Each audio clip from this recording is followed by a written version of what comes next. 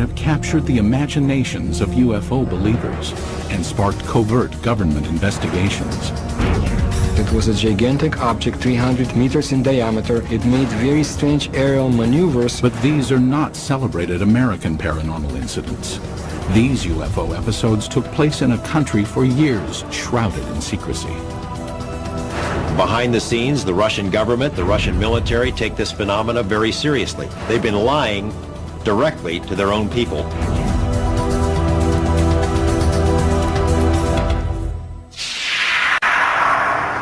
May 2002. In a remote area 100 miles outside of Moscow, an investigative team from Kosmopoisk, a group that studies UFO sightings, searches for signs of UFO activity. We are going to enter the forest. This is the place pointed out by local people to be the destination of different types of UFOs. Soviet ufologists have been active since the 1960s. They claim that for decades, thousands of citizens have witnessed the appearance of unexplainable objects in the skies over Mother Russia.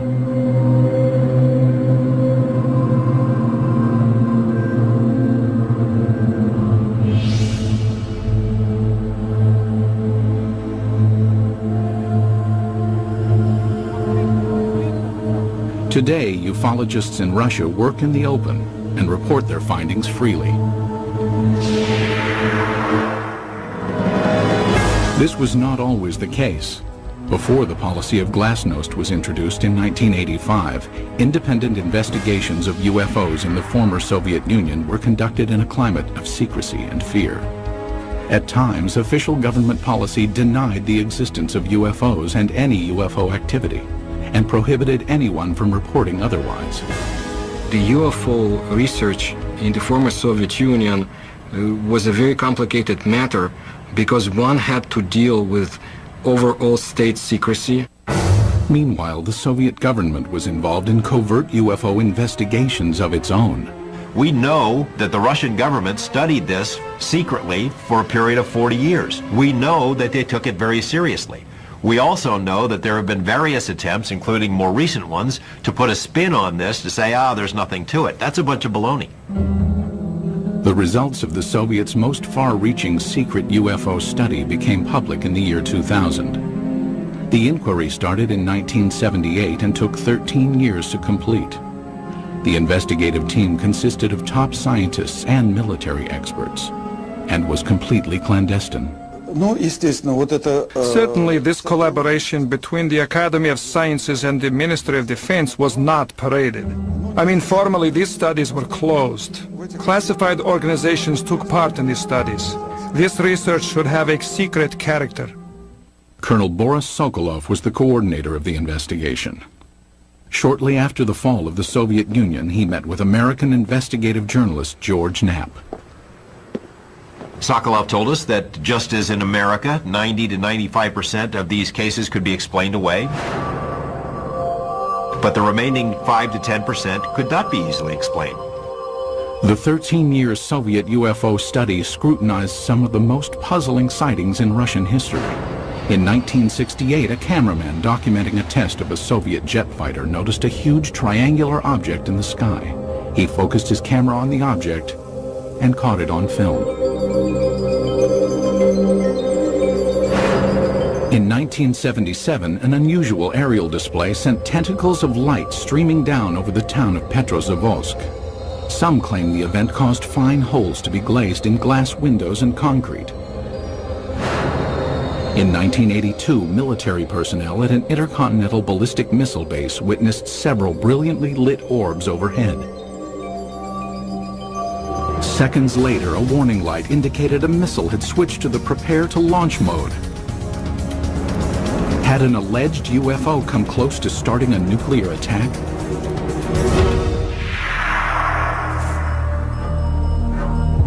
UFO sightings over Russia are not limited to the recent past. Reports of peculiar-looking airborne objects date back centuries. However, no formal investigations were undertaken until the early 20th century, when an event of epic proportions demanded analysis. Tunguska, July 30th, 1908. In a remote area of Siberia, the morning calm was rocked by an explosion. The powerful blast was heard 1,000 miles away.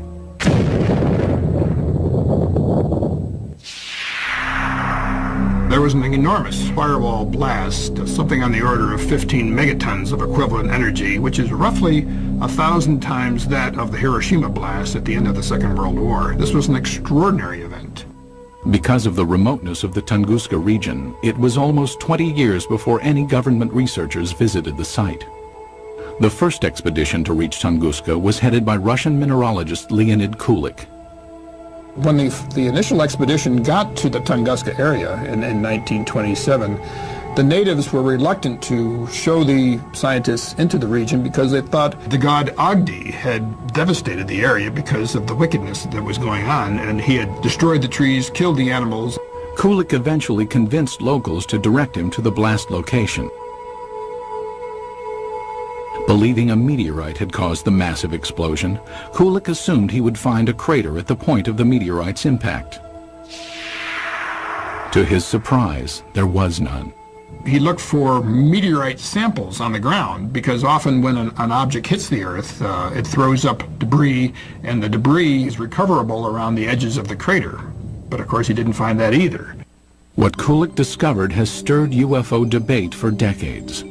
At the blast's epicenter was a frozen swamp with an untouched clump of fully grown trees in the middle. Circled around the grove, 10 million dead trees lay in a symmetrical ring, seemingly mowed down by a cosmic scythe. So here we have an enormous blast site with no crater, no fragments or meteorites around the rim of the crater, and this radial pattern of burnt trees knocked down for some 20 miles in all directions. In the years that followed, others traveled to Tunguska to study the unusual occurrence. There might have been fruits obtained by labors of another expedition sent by the head of the Soviet secret police in the late 1940s. But all we know is that such expedition existed. We do not know what has happened to the items and the information it collected. Further baffling ufologists were reports of radiation damage in the Tunguska blast region. There were also some reports of mutations taking place in plant life, and even some humans apparently suffered some gene damage. In 1947, Russian Army Colonel Alexander Kazantsev developed a remarkable theory based on information about the devastating consequences of America's atomic bomb attacks on Japan. He was listening to the report about the nuclear bombardment. The announcer gave a very long and very detailed description of how and in which direction trees, houses had fallen, and so on, how everything was hit. He realized that what had happened in Hiroshima, exactly the same happened at Tunguska, only nearly half a century ago. Kazantsev hypothesized that the nuclear-like devastation seen at Tunguska must have been caused by the crash of a nuclear-powered alien spacecraft. But the scientific community rebuffs the UFO theory. Scientists claim the Tunguska explosion was caused by a rare but explainable natural event. They believe an asteroid dropped to just 3 miles above the Earth's surface and then exploded. As the object came in, it was being decelerated and squeezed by atmospheric forces. It blew up with the force of a hydrogen bomb. The shock wave smashed down the forest, knocking trees away from the blast and resulting in a pattern away from ground zero. But how would an asteroid explosion explain the reports of radiation damage in the Tunguska area? Scientists say it can be attributed to the sheer magnitude of the explosion. As we mentioned before, the blast itself was 1,000 times greater than the Hiroshima blast at the end of World War II. The blast would have generated a series of very high-speed charged particles and would have been the cause of some of the mutations in the gene structures of plants and animals. But to this day, scientific explanations do not satisfy many ufologists. I have been several times to the place where the Tunguska body fell. I intentionally call it body, not meteorite. I mean, the catastrophe of an asteroid, of a comet, or of any other natural body cannot lead to such consequences. A number of expeditions found things that they couldn't explain. There are some people who were saying that the evidence suggested this was some kind of an alien spaceship. That was the kind of magical explanation you use when you don't have enough real science to understand the physics and the astronomy involved. Throughout the rest of the 20th century, magical explanations of unidentified flying objects over Russian skies would continue. And in one instance would help expose a top-secret Soviet military project.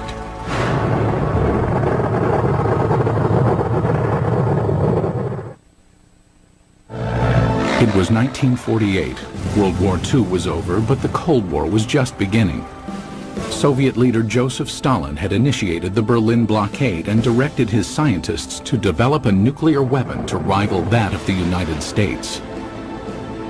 It was during this period that some claim Stalin grew concerned about UFOs. It is said his interest stemmed from reports of a 1947 UFO incident in Roswell, New Mexico. New Mexico in 1947 would have been a hotbed of Soviet espionage because we had all kinds of stuff there. The 509th Bomber Wing, the only atomic bomber wing group. Purportedly, Stalin ordered Sergei Korolev, the founder of the Russian space program, to analyze information about the supposed Roswell crash and report his findings. Mr. Korolev came up with an answer. Yes, UFOs exist. No, they present no immediate threat. And after evaluating the information, all that the Russians had acquired on Roswell and on UFOs, Korolev concluded UFOs are real. They appear to be intelligently controlled. That's what he told Stalin, and Stalin in turn said, that's what my other people have concluded as well. While concrete proof of the conversation does not exist, several Soviet scientific agencies did begin investigating UFOs in the ensuing years. Stalin, after getting this information about Roswell and UFOs in general, did the same thing basically that the American government had been doing. He condemns UFOs in public and then conducts secret tests behind the scenes. He had all sorts of high-level scientists who would research the problem for him and then report to military officials, all behind the scenes. Also hidden from public view were UFO reports culled from Soviet Air Force pilots. Between the mid-1950s and mid-1960s, pilots reported approximately 15,000 UFO sightings. It is very difficult to find a pilot who has been flying for many years and has never seen a UFO. Most of these sightings can be easily explained. In an era of superpower distrust, flights of American spy planes and spy balloons were common over Soviet skies. But investigative journalist George Knapp, who has viewed portions of the Soviet UFO files, found some of the pilot sightings perplexing. There were 40 instances where Russian warplanes were sent after UFOs. This is not temperature inversion, this is not a weather balloon, this is not swamp gas, these are craft floating around in the airspace of Russia, and they sent warplanes to go chase them. While pilots continued to report strange objects in the sky, none could offer tangible evidence to support their claims. But in 1968, over the skies of Riga, Latvia, an alleged UFO sighting was caught on film. As a Soviet propaganda film crew documented a test flight of a fighter interceptor jet, the pilot noticed an unusual object high in the sky.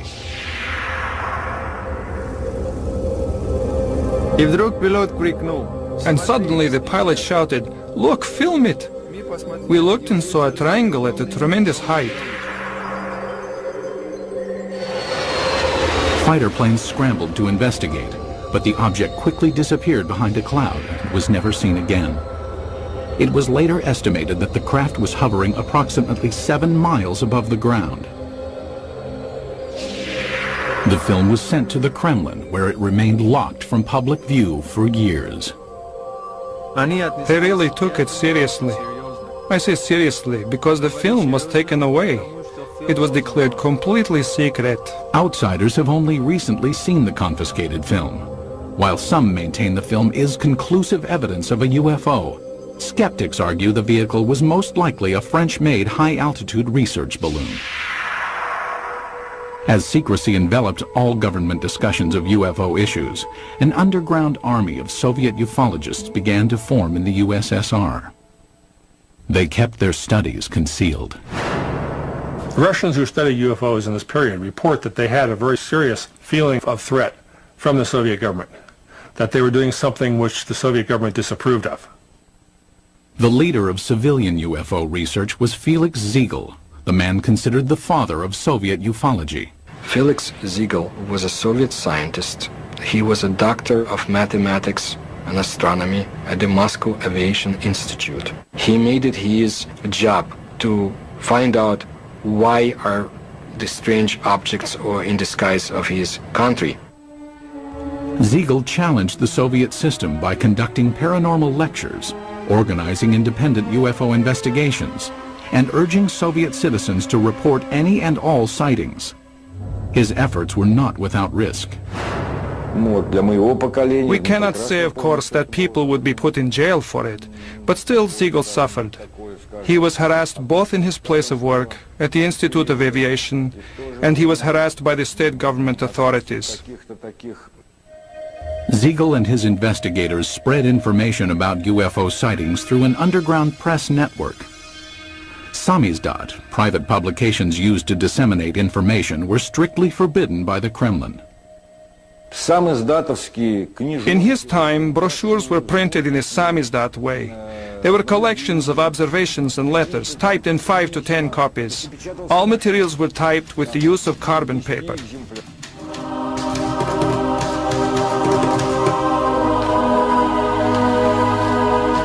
Samizdat papers were distributed by trustworthy messengers who secretly carried the copies from one person to the next.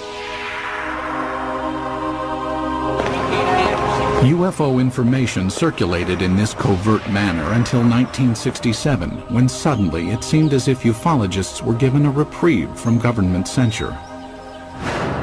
Today it appears this respite was a smokescreen, part of an intricate government deception. The complex ruse began in 1967 when citizens reported multiple sightings of crescent-shaped UFOs over the skies of the Ukraine and the lower Volga Valley. It was also seen as far south as the Caucasus Mountains, where many astronomers in observatories in the Caucasus Mountains would see these objects flying horizontally from west to east, crescent-shaped, heading toward the east. For reasons unknown at the time, the government allowed press coverage and independent study of the sightings. Felix Ziegel was granted permission to form a government-sanctioned investigative committee made up of over 200 scientific and military experts. In October 1967, they convened at the Central House of Aviation and Cosmonautics in Moscow. Their goal? Determine the cause of the mass sightings.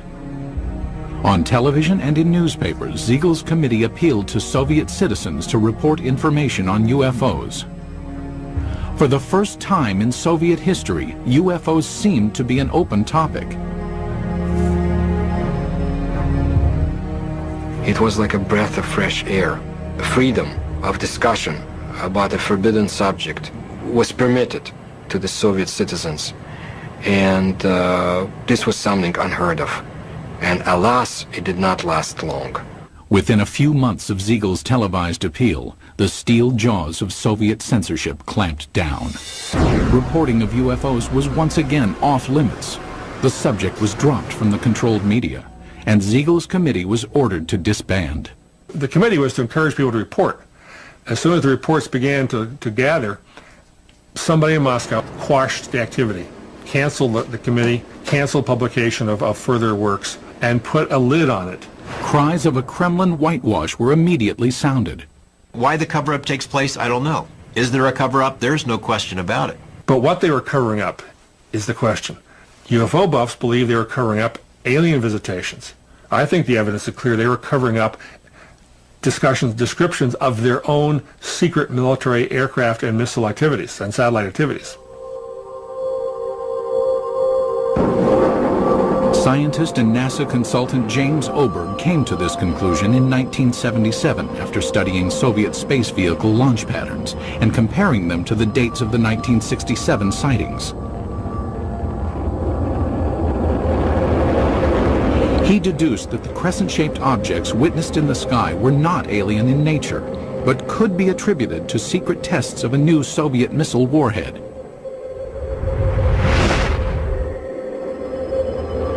People in the area saw the rockets, especially at night, saw the streamers, the contrails in the sky, even heard the rockets. They were told by the government that there was nothing there, that it was not anything ours. It became a UFO phenomena. Later dubbed by the Pentagon as a fractional orbital bombardment system, the Soviets had good reason to keep the tests secret. It was designed to sneak under our radar as a first strike weapon. It was one of these scary things that you only build it if you mean to make a sneak attack. It was also illegal to have such a weapon because in 1967, the U.S. and Russia and other countries signed a treaty forbidding the placing of nuclear weapons into orbit. But why, after crushing public dissemination of UFO information for years, did the government briefly loosen its restrictions in 1967? It appears now to have been a deliberate ploy to fool its citizens and the international community about the true nature of the sightings. The Soviet government did not want the public to understand what was going on. They didn't want the Americans to know, for example, what was going on. It was a useful camouflage. It diverted people's attention. Because it was a UFO, Western journalists would laugh rather than investigate it. The cover-up by the Soviet government is in letting people think they're flying saucers. The strategy backfired when the extensive UFO data collected by Felix Ziegel's committee was published in magazines. The Soviet government realized what these reports really were. They're military secrets. Not described accurately, but accurately enough to be of use to the CIA if they ever caught on. The government said, "Oh my gosh," and other things in Russian, and said no more UFO reports get published in the Soviet Union. For 10 years, public discussion of UFOs was effectively brought to a halt. But that would change in 1977 with the appearance of a strange-looking object over Soviet skies, witnessed by thousands of astonished citizens. September 20th, 1977. As dawn approached in the small Russian port city of Petrozavodsk, a spectacular aerial display lit up the skies. The incident would become one of the most studied UFO sightings in Soviet history. The phenomenon of Petrozavodsk is one of the greatest abnormal phenomena on the territory of our country. At approximately 4 o'clock in the morning, civilians and military personnel reported seeing huge star-like apparitions shooting in the sky. As it flew up in the sky, appeared to come over the city and then head off toward the horizon. People who were out in the streets of the town saw this blazing jellyfish streaming tentacles down from the saucer-shaped bright core. The impressive display lasted approximately 10 minutes. Witnesses claimed that a host of strange occurrences on the ground accompanied the sighting. They reported all sorts of phenomena. They smelled ozone, computers were crashing, drivers lost control of their vehicles and went into ditches. Perhaps the phenomenon most difficult to explain was the appearance of finely glazed holes in glass windows and rocks around the city. There is no explanation for this fact, but the connection is direct by the time parameters. There had been no holes before the event, and then they appeared. Witnessed by thousands, the aerial display above Petrozavodsk was impossible to refute. While the sighting remained a mystery to Soviet citizens, NASA consultant James Oberg quickly discovered its origins. Because of my connection with the space program and my knowledge of satellites and rockets, I was able to find out within a matter of hours. There was a rocket launching that morning from a secret space center north of Moscow at precisely the time people were seeing this UFO. The jellyfish-like display was triggered by the launch of the Cosmos 955 spy satellite. As the rocket engine contrails were backlit by the rising morning sun, it produced the tentacle effect observed by witnesses. So this what they call basically the smoking gun of Soviet ufology. They call it a Medusa, or jellyfish UFO, because it was streamers of light coming down from the streamers in the rocket engines of the rocket, as it turned out. As with previous mass sightings, the government had ample reason to keep the truth hidden from Soviet citizens. The satellite was launched from a secret military space center called Plesetsk, one of several undisclosed missile bases scattered throughout the Soviet Union. Most ufologists accept the satellite launch as the cause of the aerial display. But many argue it does not fully clarify the mystery. How shall we explain the appearance of some beams that burnt the glass? When the pieces of the glass were analyzed at the Institute of Metrology in Moscow, they concluded that these holes resulted from badly glazed window glass. That is, a purely technical defect took place. I do not believe that the launch of a secret military satellite would explain the holes that were made in the glass. My personal opinion, no, this was not man-made technology that's responsible for such effects. There were some reports of holes being drilled into glass window panes and in paving stones. I saw those reports. I can't explain it. And all these sorts of additional phenomena, these additional reports, are typical of what happens when people see a very sudden, shocking sight in the sky and look around them for corroborative evidence. Most of the time, it's irrelevant, independent, and sometimes even imaginary. While the mysterious holes might never be fully explained, the Petrozavodsk incident had much deeper consequences inside the walls of the Kremlin. The upshot of this incident was the decision of the Soviet government to create a secret program to study UFOs. In the weeks following the Petrozavodsk sighting, the Soviet Academy of Sciences received inquiries from several European nations concerned about the nature of the event. In response, the Academy of Sciences requested permission from the Kremlin to initiate a top-secret investigation of anomalous occurrences. Although aware the majority of these events were not paranormal in nature, the scientists admitted in their request that they could not provide a scientific basis for all UFO sightings. The Academy of Sciences can neither ignore or explain the paranormal phenomena similar to that observed in September 1977 in Petrozavodsk. The program was organized to show that we did not know the answers to these questions and would be studying it on the scientific level. That was the way the official scientific program for studying abnormal phenomena and extraterrestrial flying objects started its work in the Soviet Union. In 1978, the investigation that later became known as Institute 22 was formally started. The study lasted 13 years and was completely concealed from public view.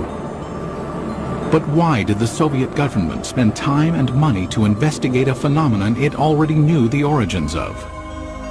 There's really no surprise that the Soviet military, even if they understood the nature of most of these reports, would still investigate them. The Soviets traditionally spied on themselves as severely as they spied on the West. If they already knew that these are missile tests, why do they have to have a nationwide study behind the scenes? I mean, it's not like the results of the study were ever going to be published anywhere. It was a secret.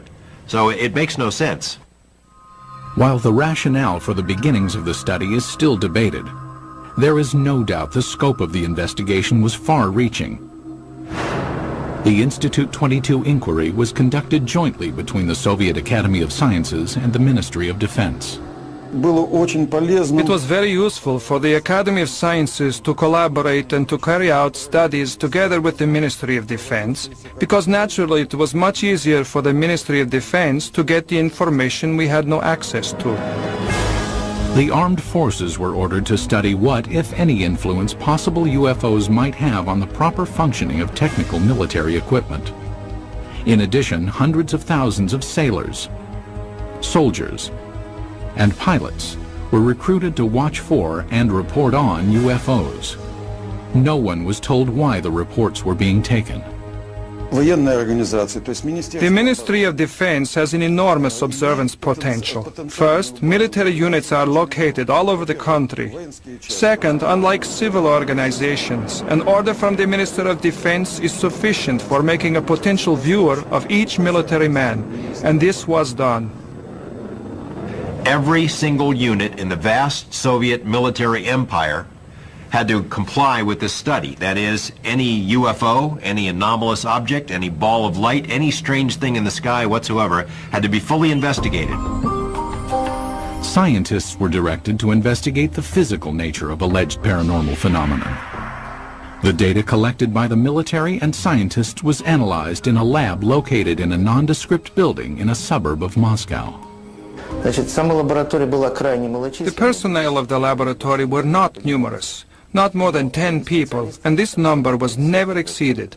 But the specialists from almost all the scientific areas worked there, from a physician to specialists in radioelectronics, meteorology, and astrogeophysics. Practically all the specialists were represented there.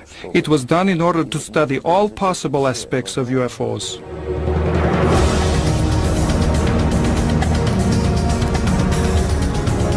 6 years into the study, Institute 22 would be called on to scrutinize an incident of global consequence, when a suspected UFO incident placed the world on the brink of nuclear war.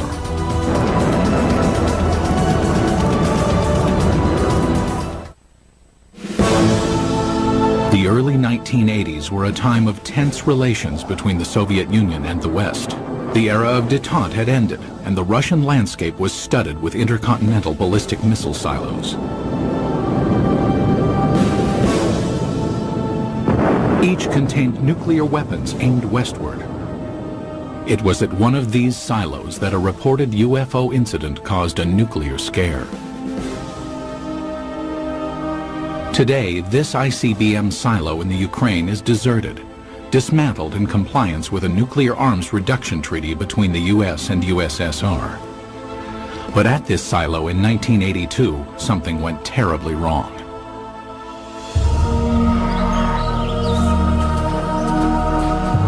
It started at approximately 6 p.m. when soldiers and villagers in the nearby town of Bielo-Korovichi witnessed a strange object in the dusk sky. A military officer at the time described what he saw. I was riding a motorcycle not far from here. I saw a large object in the air. It had a perfect geometric shape. At the same moment inside the silo, an emergency warning light indicated that a nuclear missile had switched to launch mode. The most telling testimony comes from the communications officer who said that somehow something entered the correct code. But Moscow had not ordered a launch, nor had any personnel in the bunker touched the control panel. For 15 agonizing seconds, technicians frantically scrambled to stop the launch. Then, without explanation, the launch sequence was aborted. They were ready for launch. The UFO, poof, goes away. Poof, the command control module goes back to normal. Had a UFO somehow interfered with the launch controls of a nuclear missile? A team of investigators from Institute 22, the secret state-sponsored UFO research team, was immediately ordered to the missile base. They established within a very short period, literally half a day, that a military training exercise took place at a nearby aerial ground.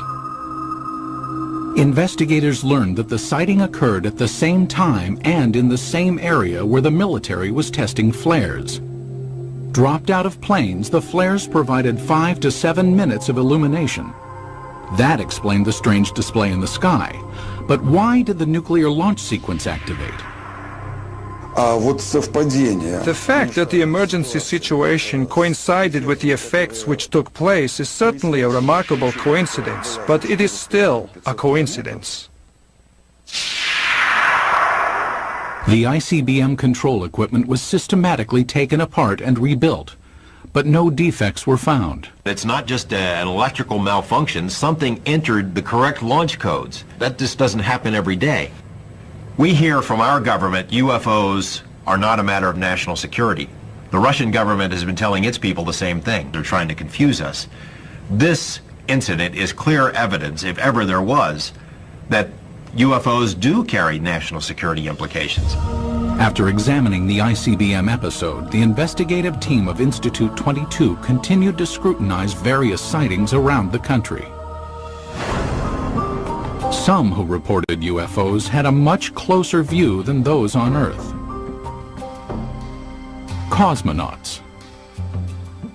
The first man in space, Yuri Gagarin, is quoted in the Thread 3 documents as saying, "I can tell you that UFOs are real, and if you allow me, I'll tell you a lot more." The second man in space, cosmonaut Titov, said that there were 7 UFOs dancing around his space capsule during his brief flight into space. However, even to this day, most cosmonauts are reluctant to speak about any unusual phenomenon they witnessed in space. There's a ridicule factor, there's the laughter curtain, there are career consequences from reporting a UFO and taking it seriously. But in this rare interview obtained by the History Channel, 2 cosmonauts spoke of unusual objects they encountered in space. Many cosmonauts have seen phenomena which are far beyond the experiences of Earthmen. For 10 years, I never spoke of such things. Former Commander Vladimir Kovalyonik of the Salyut 6 space station revealed that on May 5, 1981, he observed an unrecognizable illuminated entity outside the porthole of his craft. The object had an elliptical shape and flew with us. It only flew straight, but then a kind of explosion happened. It produced a golden light, very beautiful to watch. A second explosion followed, and 2 spheres appeared. As we entered the darkness of Earth's shadow, I could no longer see them.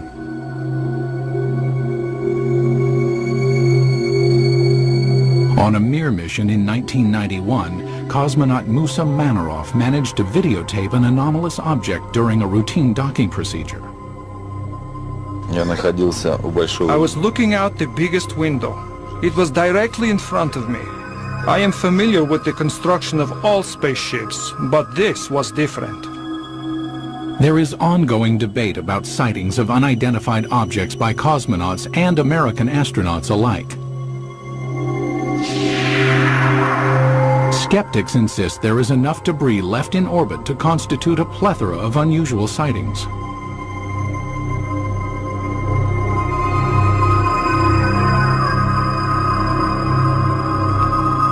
As cosmonauts traveled amidst the stars, the 1990s saw major changes take place on Soviet soil. When the walls of communism crumbled, American UFO investigator George Knapp ventured to Russia, hoping to discover just what secrets the Soviets had been hiding about alien encounters. What he found was startling. Beginning in the mid-1980s, the leaders of the United States and the Soviet Union conducted several summits aimed at reducing both nuclear arms and tensions between the 2 superpowers. Shortly after one such meeting, President Ronald Reagan revealed he and Mikhail Gorbachev had discussed the topic of alien encounters. I couldn't help but say to him, just think how easy his task and mine might be in these meetings that we held if suddenly there was a threat to this world from some other species, from another planet, outside in the universe. We'd forget all the little local differences that we have between our countries. Reagan made 5 different public statements, including one to the United Nations, that, well, boy, wouldn't it be something if UFOs were suddenly a threat to us and we'd all get together? And so Gorbachev kind of responded, yeah, it sure would. You know, we would get together. Lo and behold, we did get together. You know, the wall came tumbling down, perestroika, glasnost. With the collapse of the Soviet Union came a new era of openness in Russia. Thousands of miles away in Las Vegas, Nevada, investigative journalist George Knapp, who had studied many American UFO incidents, realized the time was perfect to explore Russian reports. 3 years ago, we had succeeded in obtaining several hundred pages of secret Russian UFO documents and photos. Other Western journalists followed. Today, it's a new ballgame. The lid has been dropped on government UFO files, although there is still plenty of information to be found. It occurred to me, now may be the time to go ahead and try to find out what the Russians know about UFOs. It was a tumultuous, crazy time, but a wonderful time to be there as a journalist. In 1993, Knapp traveled to Russia and was introduced to Boris Sokolov, the coordinator of Institute 22. Like many government-funded scientific projects from the era, Institute 22's funding had been cut and the project disbanded. Sokolov provided Knapp with some of the recently declassified UFO files, containing information on the cases that were more difficult to explain. He had culled from the thousands of reports some of the most interesting ones and had kept them in these binders, and we were able to get them. and bring them back. Why would the Russian military study all of this stuff? Colonel Sokolov said it was a very practical reason. They knew that UFOs could do things that their planes couldn't. Figured by studying it, they may be able to get an advantage over us in terms of stealth technology. Upon returning to the United States, Knapp made some of the files public.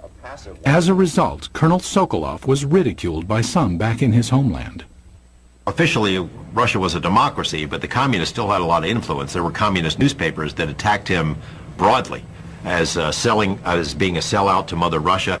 But the public scorn Sokolov endured was certainly less severe than the consequences he might have been subject to in the old Soviet Union. My friend put it this way. He said, if this had happened 5 years ago, we would be in prison.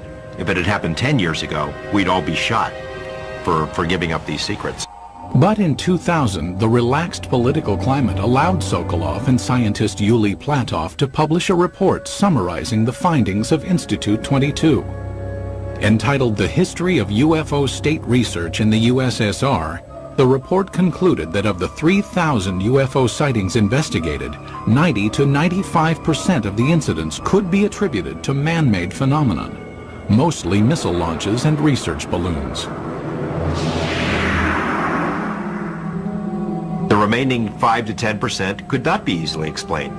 He was not willing to conclude that any of these things were extraterrestrials or interdimensionals or aliens from the future or anything of that sort. Дело в том, что до этого The thing is that before, the enthusiastic ufologists had affirmed in literature that all we saw was due to contacts with the extraterrestrial civilizations. No, no, no. It turned out that only a very small percentage of events remained unexplained. But in a land that for so long concealed information and suppressed dialogue, many ufologists wondered if the report revealed the entire truth. There is a vast treasure trove of KGB documents on this topic somewhere that no one has ever seen.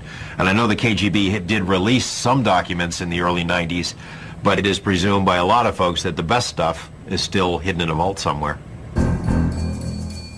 What happened to the files? Who keeps them? Until we ourselves go through the files, we cannot say whether what Mr. Platov and Mr. Sokolov say is true. It will probably never be known exactly how many Soviet UFO files remain classified, or what they contain. Most in the scientific community doubt any smoking guns exist in the unseen files. People in Russia still have a very powerful sense of gossip and rumors, because under Soviet days, so many things were illegal to talk about, illegal to know. So they replaced the reality with a very rich mythology. UFOs became part of that mythology in Russia, and it's still a very powerful theme over there. But many UFO enthusiasts remain suspicious, believing that the proof of alien encounters exists and is still being hidden.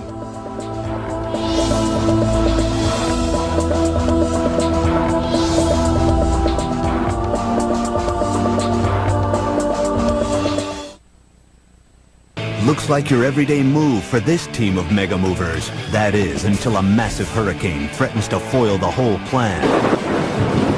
Can this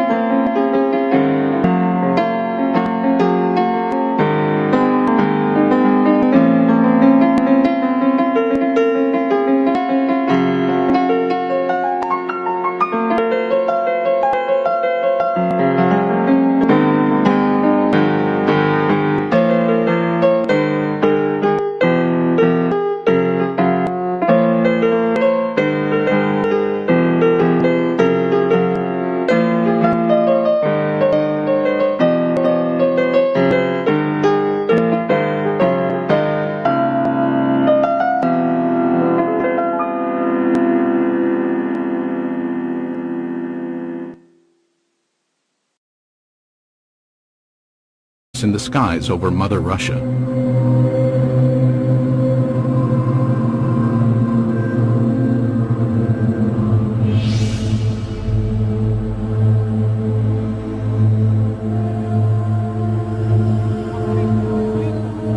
Today, ufologists in Russia work in the open and report their findings freely. This was not always the case. Before the policy of glasnost was introduced in 1985, independent investigations of UFOs in the former Soviet Union were conducted in a climate of secrecy and fear. At times, official government policy denied the existence of UFOs and any UFO activity, and prohibited anyone from reporting otherwise. The UFO research in the former Soviet Union was a very complicated matter because one had to deal with overall state secrecy. Meanwhile, the Soviet government was involved in covert UFO investigations of its own. We know that the Russian government studied this secretly for a period of centuries. However, no formal investigations were undertaken until the early 20th century, when an event of epic proportions demanded analysis. Tunguska, July 30th, 1908. In a remote area of Siberia, the morning calm was rocked by an explosion. The powerful blast was heard 1,000 miles away.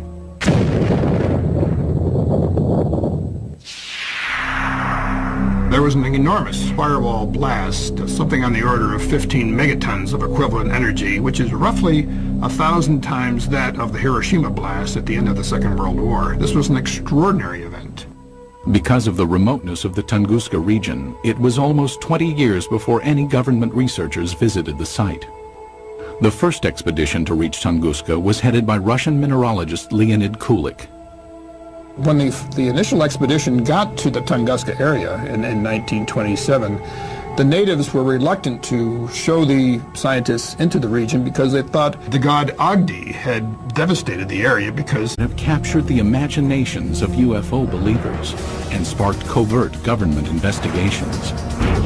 It was a gigantic object 300 meters in diameter. It made very strange aerial maneuvers. But these are not celebrated American paranormal incidents. These UFO episodes took place in a country for years shrouded in secrecy. Behind the scenes, the Russian government, the Russian military take this phenomena very seriously. They've been lying directly to their own people.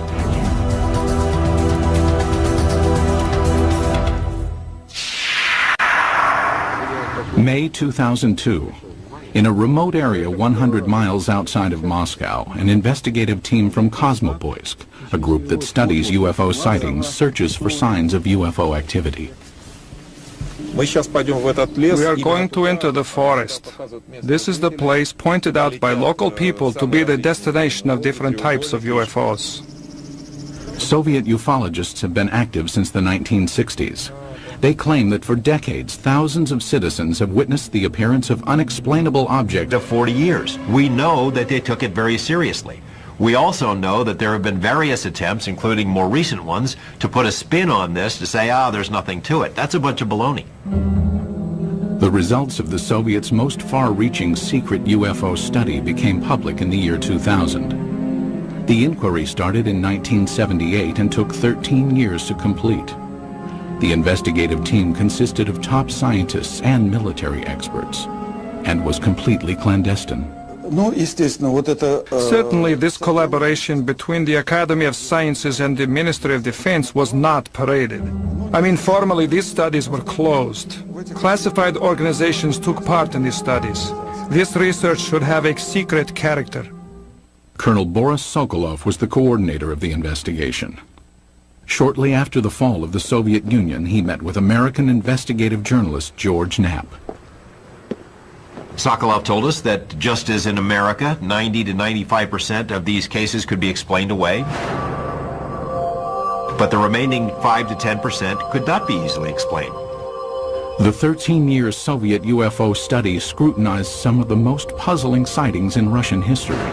In 1968, a cameraman documenting a test of a Soviet jet fighter noticed a huge triangular object in the sky.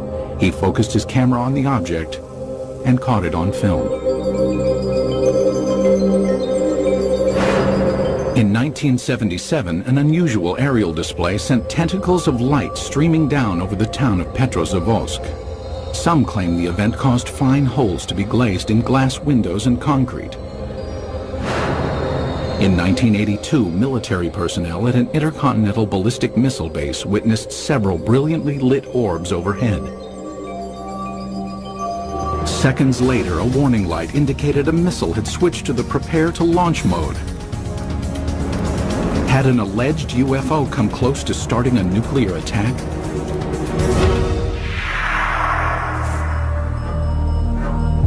UFO sightings over Russia are not limited to the recent past. Reports of peculiar-looking airborne objects date back